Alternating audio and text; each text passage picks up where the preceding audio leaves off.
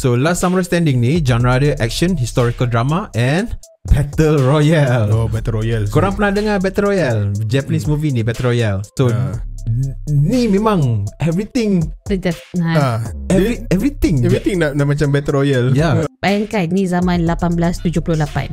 Ni kira masa diorang dah berperang kan, Jepun dah berperang dengan internal war semua. Tapi time ni lah juga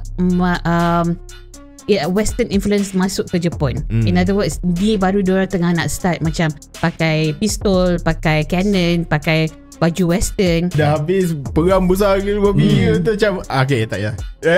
Kau tak payah jadi samurai, langsung jadi orang biasa, even less than orang biasa. Sebab dia dah tak ada skill dah tak ada skill. Sebab dia orang skill dia orang untuk bunuh je, untuk jadi samurai je. Nama dia Kodoku, the Battle Royale kan. So this game is called Kodoku. Kodoku ni is a game where until the last person standing lah. But tapi dia punya term Kodoku tu pun best. It's about dia macam kau letak apa ni, serangga-serangga semua yang bisa kan masuk dalam satu pot ni.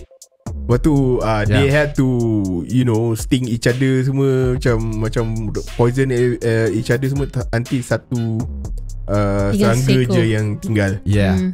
So that's dia punya metaphor dia lah. That's the metaphor of the game.